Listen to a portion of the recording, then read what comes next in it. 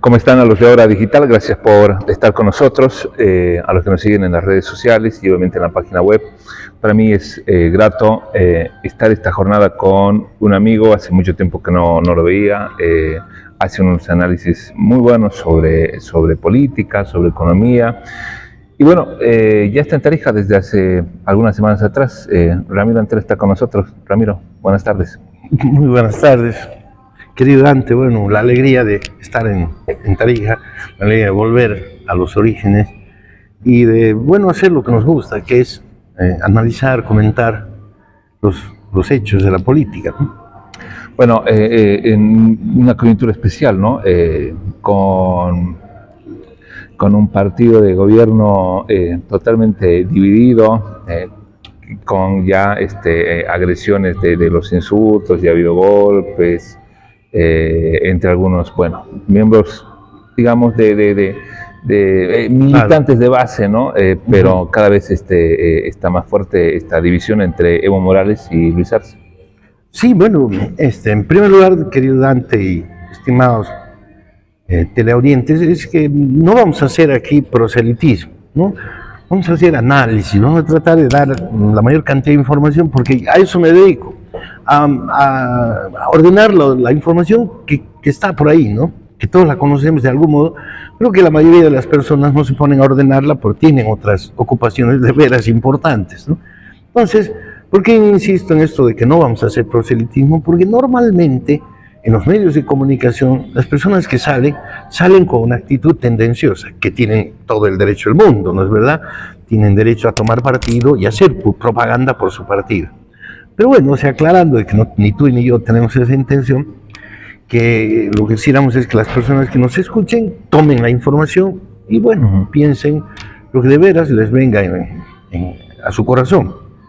Entonces, lo primero que hay que decir en este momento es que asombra, no es un momento de asombro, porque no estamos viviendo una rutina normal en la política, donde un presidente está cumpliendo su mandato y más o menos se lo ve venir bien o mal, se ve venir las elecciones, y hay otros candidatos que se proyectan, no se proyectan según las encuestas. Con Argentina, digamos, Milei puede ser presidente, que doña Cristina se acabó, en fin. Aquí en Bolivia no. Aquí en Bolivia, en medio, a la mitad de cumplirse el mandato del presidente, de pronto su partido, su jefe, se pelea con el gobierno, con el presidente. Entonces, para Luis Arce Catacora, el peor enemigo resulta que no fue Camacho, ni fue el movimiento cívico cruceño. Me parecía que por ahí venía la mano al comienzo de su gobierno. No, su problema más grande es el jefe de su partido y obviamente las organizaciones sociales. El MAS no es un partido de personas, ¿no? No es un partido como antiguos partidos en el que eran individuos, ¿no? El MAS es un partido de organizaciones sociales. ¿Eso en qué cambia? En que se ha hecho una estructura política muy grande y muy poderosa. Evo Morales, de algún modo, en su gobierno ha organizado las cosas de tal manera que esas organizaciones les rindan tributo al presidente. Quizá nunca calculó que podía venir otro de presidente, como es el caso de Luis Arce. Luis Arce se ha montado sobre ese aparato político de centenares de organizaciones y con eso ha ganado las elecciones, en primer lugar. En segundo lugar, tiene el control de esas organizaciones a través de lo económico. Es decir, más allá de la pelea entre Evo y Arce, las organizaciones están divididas en ver qué agarran. Los que ya han agarrado algo, los que están en el gobierno, en el poder, apoyan a Luis Arce, ¿no? Los que no han agarrado algo están más evistas, algo así es lo que se presiente. Entonces, Luis Arce tiene la ventaja que tiene el control de lo económico. Entonces, Evo Morales tiene el capital político de su pasado, de su gobierno, y la lealtad que le tienen muchas organizaciones sociales y muchos votantes. Pero se lo ve débil. Pero claro, estaba débil porque no tiene el control de las organizaciones. El que tiene el control es Luis Arce. Entonces Evo Morales tiene el peso de su figura nomás, ¿no? Pero no les puede dar a sus militantes, a la gente que lo sigue, no le puede dar las prebendas que Luis Arce ofrece o que Luis Arce da. Y esto se ve por el fracaso de este anunciado bloqueo del 4. que retrocedieron, y cuando uno ve, digamos, son muy pocos, ¿no? Los que salieron a apoyar. Claro, el tema está en que Oruro se ha pronunciado formalmente contra el paro. Entonces, en Oruro ya tenemos unas organizaciones campesinas fuertes que, digamos, los orureños se presentarían al altiplano. Entonces, cuando los potosinos, chuquisaqueños, algunas organizaciones se han convocado al paro, los orureños, es decir, el altiplano, han dicho, no vamos a parar. Si no para Oruro, no para La Paz, no hay paro, ¿no es verdad? Entonces, Claro. pero el problema no está ahí, es decir, porque Evo Morales puede ganar esa pulseada y volver al gobierno, ¿no? Lo puede maltratar a Luis Arce hasta que el pueblo diga, este tipo no sirve, ¿no? Y en las elecciones voten por Evo Morales. En realidad Evo Morales está haciendo una campaña en este momento, distanciándose de Luis Arce, está haciendo campaña para que las próximas elecciones se pueda recuperar algo del voto que tenía. Entonces, Luis Arce, como tiene el aparato del gobierno, lo está golpeando a Evo Morales fuerte, le está quitando sus organizaciones. Entonces puede ser también que Arce, si sigue manteniendo alguna coherencia económica en la gestión, llegue fuerte a las elecciones, no tanto por su figura como Evo Morales, sino por el aparato que controla, ¿no? Entonces, ¿Y está intentando vincularlo al narcotráfico? claro, o sea, de entrada ese tema ha sido la mejor herramienta que ha usado Luis Arce, ¿no? Golpearlo con narcotráfico, pero Evo Morales también ha respondido, ¿no? Es decir, Evo Morales también tiene lealtad de gente en la policía, etcétera, y has visto cómo han aparecido casos así de avionetas, de decomisos de droga, etcétera, que no son atribuibles a la gente de Evo Morales, menos a Evo Morales, sino más bien pareciera que vienen protegidos por el gobierno, ¿no? Toneladas de droga que viajan en BOA. BOA siempre es una empresa dependiente finalmente de Luis Arce. Luis Arce es el hombre de la economía, ¿no? Así la fuga de Mercedes, claro, del narco sí, uruguayo, ¿no?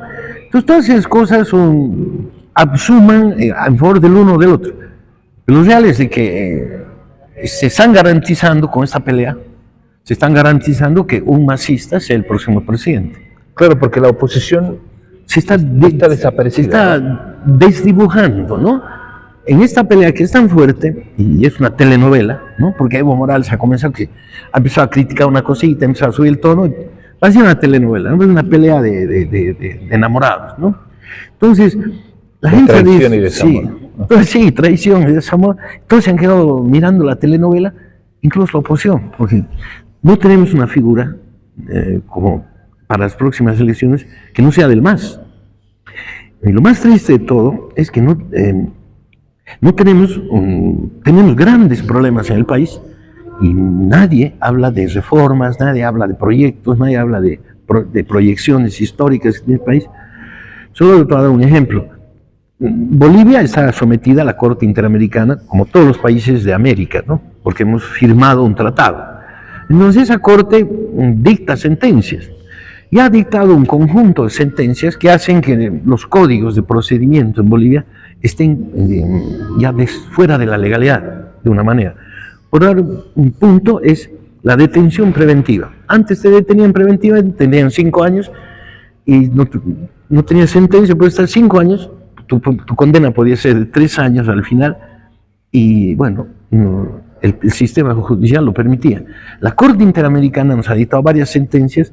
Entonces, la Corte Suprema de Bolivia ha reducido la detención preventiva solo 3 meses. ¿No?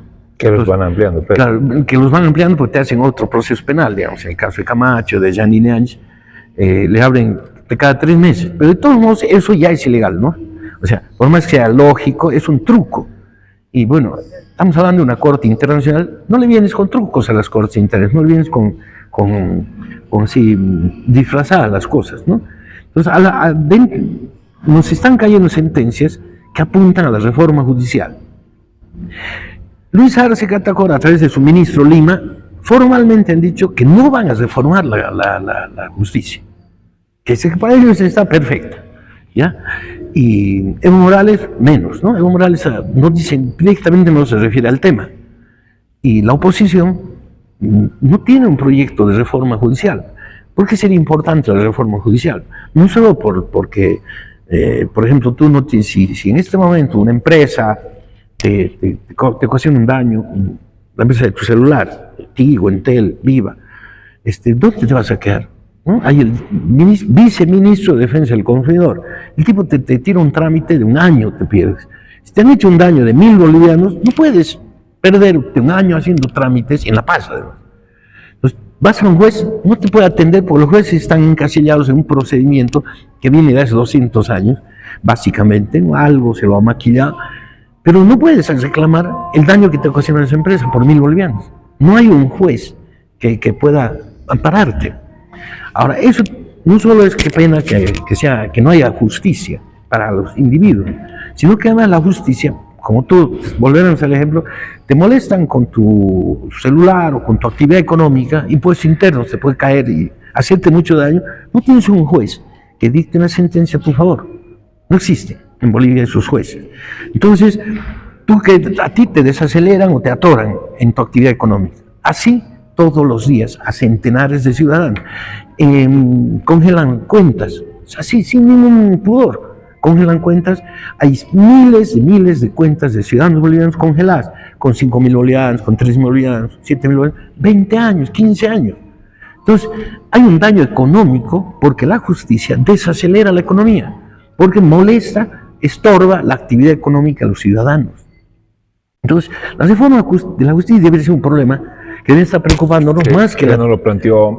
Pero bueno, la oposición no tiene propuesta de nada, ¿no? Tampoco, no la tiene. Eso es lo extraordinario, que nadie tenga un proyecto de reforma judicial, ¿no? Siendo que es tan importante, tan urgente. Estamos hablando de la telenovela entre Evo Morales y Luis Arce, y no nos fijamos en el drama que vive miles de ciudadanos en los juzgados, en centenares de juzgados que funcionan con prácticas, con procedimientos que datan del siglo XIX, esa es la verdad. Entonces, a pesar de las sentencias de la Corte Internacional, a pesar del clamor popular, la justicia no se mueve. No hay proyecto de la oposición, no hay proyecto del oficialismo, es decir, los bolivianos estamos desamparados en ese sentido. Pero no solo la reforma judicial, sino la reforma administrativa del Estado. El Estado está manejado administrativamente, desde las alcaldías hasta el presidente, con procedimientos de cuando no había computadoras. Mire ese dato, ¿no? La forma en cómo se administra, cómo fluyen los trámites, datan de cuando no había computadoras. Ahora que una secretaria, ¿no? Tiene una computadora que es más grande que la computadora que han usado los norteamericanos para ir a la luna. Claro. La computadora que tenía el Apolo 11 tiene menos capacidad que un celular. Entonces, una secretaria tiene una supercomputadora, ¿no? Entonces, en una oficina estatal de cualquier tamaño y de cualquier nivel, hay una capacidad informática impresionante. Hay muchas instituciones que no aceptan la firma digital, por ejemplo. Y además presentas un trámite y te anotan en un libro y te dan tu hoja de ruta. Vos tienes que memorizarte la hoja de ruta, porque cuando vuelves a preguntar la respuesta a tu trámite, la señorita abre el libro y mira, ¿qué es eso allá? Y va con su libro a ver dónde está tu hoja. Entonces, hemos avanzado, hemos comprado computadoras por una potencia y una capacidad de memoria, pero monumental, y las usamos, no sé, pues para Facebook, para imprimir una carta, para realmente cosas menores. Hay esfuerzos, seguramente. He visto algunos sistemas de trámites en algunas oficinas donde hay un gerente, un alcalde, un viceministro más o menos inquieto, pero la computadora viene de apoyo al sistema administrativo que es de papel, ¿no? Que es burocrático, lento, una normativa que data del año 95, 94, no menos, 93, 92, con Sá Jaime Paz, que ha dictado la ley SAFCO, y Samuel Doria Medina ha encabezado los proyectos de dictar los reglamentos, ¿ya? Los reglamentos de la 1008, de la 1178, que es la ley SAFCO, han ido volviendo una cosa monstruosa. Al final hay el decreto 181, que es con el que se realizan las compras de bienes, servicios, se contrata todo. Ese decreto es una cosa así gigantesca. Se unen a los que defienden el decreto, son los administrativos en toda la línea, que va, te digo, desde la última alcaldía al director de normas del Ministerio de Finanzas. Cambiar. El director de normas del Ministerio de Finanzas dicen que le ha dicho a Evo un día, no, ese decreto no se puede cambiar. Y Evo no va a poder cambiar, no lo ha cambiado. Y lo ha engordado un poco, aumentándole trámites. Entonces, Evo Morales, por ejemplo, peleaba contra Samuel Doria Medina y sin embargo gobiernan con las normas que ha creado Samuel Doria Medina en el año 92. Entonces, en el año 92 no usábamos computadoras, ¿no? Había solo unos privilegiados que trabajaban para el Banco Mundial, etc. Aquí en Tarija, me acuerdo, Diego Ávila, que trabajaba en un proyecto internacional, apareció con una computadora portátil, eso era algo extraordinario. Entonces, los trámites que hemos ideado para administrar el Estado datan de esa época. Y lo bueno fuera que sean pesados, burocráticos, bueno, para evitar que se roben la plata. No, no es así. Mira, tenemos dos ejemplos. Tenemos la piscina olímpica en Tarija y tenemos el puente ese. Si va la gente, si van los auditores, que parece que ya lo han hecho, revisan, todo el procedimiento está correcto, están los papeles en orden, una montaña de papeles, 3, 4 años de tramitación. ¿Y el resultado qué es? Ahí está el puente a medio hacer, la piscina a medio hacer, es decir, es un sistema burocrático, pesado, y encima filtra toda la corrupción posible. ¿No? Claro. Entonces, ese sistema administrativo tampoco tiene enemigos, no hay ningún opositor oficialista que diga, vamos a cambiar el sistema administrativo, vamos a dictar una nueva ley, la ley 1178 es una buena ley porque es corta, entonces sirve para reglamentarla de otras maneras. Entonces el decreto 181 a la basura, vamos a decretar de nuevo otro sistema de compras, suministros, etc. Esas reformas no están en la mente de Luis Arce Catacora, no están en la mente de Evo Morales, y lamentablemente tampoco de la oposición. Ni tampoco de la oposición. Ramiro, para ir cerrando la entrevista, quisiera, no sé, en pocas palabras, si podemos definir a Luis Arce Catacora, ¿cómo lo ves políticamente? Bueno, Luis Arce ha resultado ser una persona que en apariencia era eminentemente técnica y ha resultado ser un buen político. Él era el custodio del modelo neoliberal, era el custodio del 21060. El 21060 es el decreto más derogado de la historia y es uno de los decretos más largos de la historia, porque sigue vigente, ¿no es verdad? Es decir, el decreto 2160 tiene variables así básicas: el control del gasto fiscal, no gastar más de lo que entra, el bolsín, el cambio libre, el libre cambio del dólar, el cierre de las empresas estatales deficitarias, en fin, todas las variables del decreto 2160 siguen vigentes. Y Arce Catacora era el custodio de eso, ¿no? Y Evo Morales le gustaba, a todo el mundo le gustaba, a nadie quería que se toque, nadie quiere que se toque el 2160 y que volvamos al caos de la economía de tiempos de la UDP, de tiempos de los militares. Pero Luis Arce Catacora, sin Evo Morales, parecía que estaba llevando por el mismo camino. Yo veo dos señales preocupantes. La primera es una lucha contra el contrabando desmedida, me parece, porque el contrabando en sí mismo no es ni bueno ni malo, ¿no? El contrabando, el control de las fronteras se puede usar en función de los intereses de la nación. Es decir, tenemos una enorme fábrica de relojes, obvio que tenemos que prohibir y perseguir aquel que mete de contrabando relojes de un país vecino. Pero en un país en el que el 70% de la población vive de la economía informal, perseguir al contrabando de esa forma puede provocar, seguramente está provocando daños en la economía familiar en muchos sectores del país. Ese es un detalle que no entiendo por qué lo hace, por qué tanta hazaña contra el contrabando como si fuera moralmente reprochable. No es como decir que alguien se queje que están persiguiendo a los pedófilos, no, los pedófilos tienen que estar en la cárcel, o los violadores, por poner un ejemplo extremo. Pero los contrabandistas hoy día pueden estar en la ilegalidad, mañana no. No es verdad, porque sale un decreto que dice que se puede importar libremente chamarras. Entonces el que está importando chamarras contra la ley, mañana puede estar dentro de la ley, porque es un tema económico. Entonces no debería ser objeto de una persecución así. Por último, el tipo de cambio. O sea, la fortaleza de la economía boliviana era el libre cambio del dólar y el bolsín del Banco Central. Vos ibas al Banco Central, querías vender dólares, el Banco Central te compraba. Querías comprar dólares, el Banco Central te vendía. O sea, así hemos vivido desde 1985 a la fecha. Pero Arce Catacora nos ha metido un gol así disimuladamente, creando ya no hay un solo tipo de cambio en Bolivia. Porque anda al banco, para ti, ciudadano normal, hay un tipo de cambio. Si va un exportador, hay otro tipo de cambio más bajito. Además, hay dólares. O sea, vas al Banco Unión, no te vende. Vas al Banco Central, tienes que hacer un trámite, meterte en línea, etcétera, etcétera. Te tienen que convocar, ¿no? Es una cosa rara, pero a la que los exportadores, es decir, una clase privilegiada, principalmente los cambas, ahí vienen los raros, ¿no? Tienen un tipo de cambio favorable. Nosotros no tenemos acceso a ese tipo de cambio. Ahora, eso me hace sospechar de que posiblemente haya gente que por razones políticas, por influencia política, pueda tener acceso a ese otro tipo de cambio y obtener esas ventajas económicas. Sin ser exportadores. Sin ser exportadores, ¿no ve? Porque eso es lo dramático de Argentina, que tiene varios tipos de cambio, y hay tipos que porque son del partido político sacan dinero del banco y lo venden en la esquina. O sea, sí. En este momento en Bolivia, el banco te vende a 6.98, el Banco Central, y en la esquina del Banco Central hay casas de cambio que te venden en 7.50. ¿Ya? Entonces, ¿qué le impide a un tipo que es viceministro, a uno de los tipos que tienen poder en una organización social, mandar a su cuñado y que saquen X cantidad de dólares, la venden en la esquina, han ganado un dinero? Entonces, ese tipo de cambio, claro, esa jugada ya es anormal, ya está distorsionando el equilibrio financiero, el equilibrio monetario que teníamos, gracias a que teníamos un solo tipo de cambio y una bolsa de libre cambio de dólares.